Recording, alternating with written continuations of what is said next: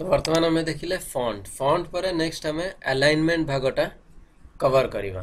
तो अलाइनमेंट रे आपण देखंतु वर्तमान मु गोटे घर ऊपर क्लिक करूची। तो ये मु सपोज जय श्रीराम लिखि देउची।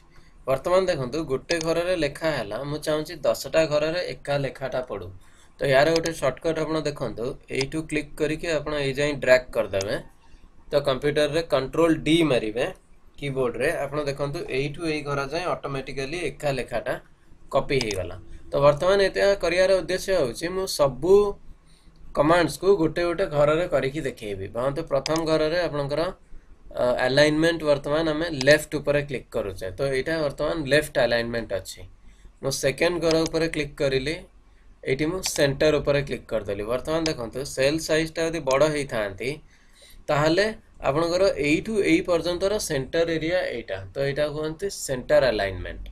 तो सेमती थर्ड ऑप्शन क्लिक करूची एटी राइट ऊपर क्लिक करूची। एटा होची राइट अलाइनमेंट लेफ्ट सेंटर और राइट।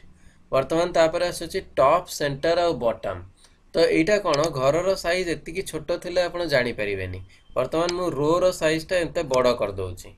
वर्तमान एटा देखंतु अलाइनमेंट डाउन अछि बॉटम अछि सेति पई लेखाटा एटी तळे आसीची। मु जदी एई घरटा भी बड़ करूची भांतु।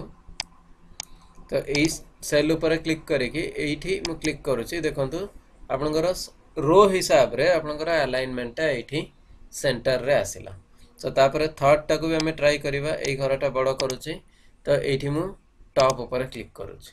तो एटा होची top alignment middle alignment bottom alignment. एटा होची लेफ्ट अलाइनमेंट सेंटर अलाइनमेंट और राइट अलाइनमेंट। तो तळ तीनटा ऑप्शन टा आपनकर कॉलम सहित काम दिए। कॉलम रो जेते बड़ अच्छी से अनुसार अलाइनमेंट आसे आ ऊपर तीनटा आपनकर रो सहित काम दिए। तो रो हिसाब रे आपनकर ऊपर तळ को रहिबो। सो तापर नेक्स्ट होची एई पर्सनटा एटा होची आपनकर ओरिएंटेशन। लेखाटा देखंतु आपण सीधा लिखि चंती मु जदी एम्ति रखिबी ताले देखंतु लेखाटा आपनकर एई एंगल रे आसिला। तो जो एंगल रे चाहउचंती आपण एटा रखि परिबे। एम्ति वर्टिकली लेखा लिखि परिबे जेम्ति एठी जय श्रीराम एमती लिखा हम। तो सपोज आप चाहिए रोटेट टेक्स्ट अप एमतिया लिखि पारे। तो रिक्वायरमेंट जी डिजाइनिंग करती विभिन्न प्रकार दरकार पड़े। तो जी जोटा चाहूँगी से सही अनुसार चाहिए रखिपर। आपड़ जदि से ऑप्शन को काटिदेवे ताले बाय डिफॉल्ट से पुणी सीधा हो। फॉर्मेट सेल अलाइनमेंट जब क्लिक करेंगे ताले कंप्यूटर आप गोटे बॉक्स खोलिकी देखेब है। तो सही बॉक्स भितर आपण सेल रो एंगल टा सेट करि परिबे। हां तो एटी 45 डिग्री बाय डिफॉल्ट थिला मु ताको आउ टिके एम्ति करूची। Okay 23 degrees.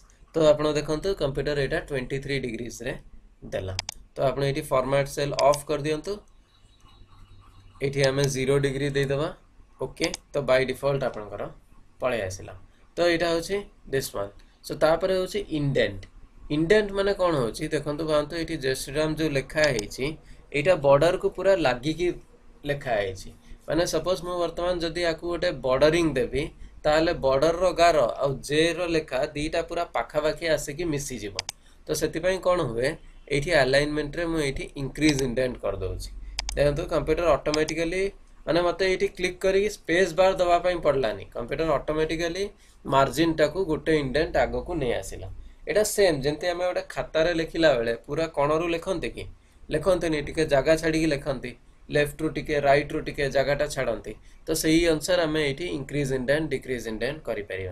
हाँ तो मुझे गोटे इंडेंट दवाई चाहूली मोर भूल 3 थर क्लिक हो गला। पर मत लगे ना गोटे इंडेंट पछक जीव। तो आप ये आसिक ये डिक्रीज इंडेंट थरे करेंगे कि 2 थर करेंगे कि 3 थर करेंगे। तो जिते थर दरकार आप इंडेंटा इंक्रीज डिक्रीज करेंगे। तो यहाँ हूँ दिस पार्ट। सो तापर आछी वार्प टेक्स्ट। वार्प टेक्स्ट कोटी यूज हुए बेले बेले कौन आप किसी सपोज एसे टाइप रो लिखि थांती। ओके तो मुझे लिखि दूसरी the name of my school is Bakshi Jagabandhu English medium school.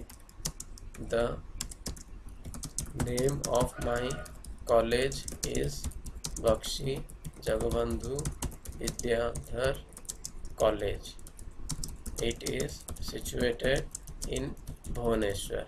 हाँ तो मुझे एते लेखा लिखी मु चाहूँगी यही गोटे सेल भितर टोटाल लेखाटा तल तल होइकी पळे आसु आपे आपे पळे आसु माने मते जेमती एंटर मारी मारी की लेखिया को न पडू तो सेही जिंसटा को आपण एठी वार्प टेक्स्ट करि परिबे तो मु एठी वार्प टेक्स्ट ऊपर क्लिक कर दली आपण देखंतु एतिको कॉलम भितर कंप्यूटर एटा को जेतिकी लाइन हबा कथा 3 की 4 से ऑटोमेटिकली वार्प हेकी रही गला तो वार्प टेक्स्ट प्राय बहुत दरकार पड़े कहीं ना जब आप गोटे बिल करते तो बेले बेले आपंकर आइटम रो डिस्क्रिप्शन थाए एमती किसी कॉन्ट्रैक्टर थांती तो तांकर बहुत 4-5टा लाइन लिखिया पड़े तो सब बेले केते लाइन लेखा हम से अनुसार जब मैनुअली गोटे गोटे रोटा को बड़ करुवे ताहले जना पड़बनी किंतु वार्प टेक्स्ट ऊपर जब आप ऑन कर दउचंती तो आपंकर लेखा जिते बड़ अच्छी कंप्यूटर आप रोटा को ऑटोमेटिकली सेतिकी बड़ करदब माने हमको बारंबार गोटे गोटे थरे लेखार लाइन अनुसार बड़ करिया पई पड़बनी तो ये हूँ वार्प टेक्स्ट सो तापर मर्ज एंड सेंटर माने सपोज ये आमर सीरियल नंबर हम तो आम रखिले आइटम रखिले क्वांटिटी रखिले रेट रखिले आउ ये अमाउंट रखिले तो ये आपंकर भावतु एमती अरेंज कराई तो वर्तमान मुझे लिखापी चाहूँगी जय श्रीराम ग्रोसरी तो वर्तमान मुझे चाहूँगी बिलटा कौटू आरंभ है सीरियल नंबर रु अमाउंट पर्यंत आरंभ है तो आमर जदि जय श्रीराम ग्रोसरीटा टोटाल यही पेज रो पूरा एमती मझिरे था ताले भल लगता तो एबे मु जदि यही घर रे लिखिबी कौन ग्यारंटी अच्छी जे यही सब घर तो एका समान साइज नुहे कौटा छोट कौटा बड़ अच्छी तो मझी घरटा ही सबुठ बड़ आ सेंटर हम कही हेनी तो ये आपको कौन करिया पड़ो लेखार स्टार्टिंग रो एंडिंग घर पर्यंत सिलेक्ट करेंगे आउ ये मर्ज एंड सेंटर ऊपर क्लिक करदे अब देखिए आपंकर कंप्यूटर ऑटोमेटिकली एतिक कॉलम्स भितर से आपंकर टोटाल सेंटर रु आणिकी एटा पकईदेला जोटा माने प्रिंटिंग हिसाब रे देखिया डिसेंट भी लगे आउ प्रोसेस हिसाब रे परफेक्ट भी लगे तो यहाँ हूँ आपंकर नेक्स्ट पार्ट अलाइनमेंट तो या पर आमे करिबा नंबर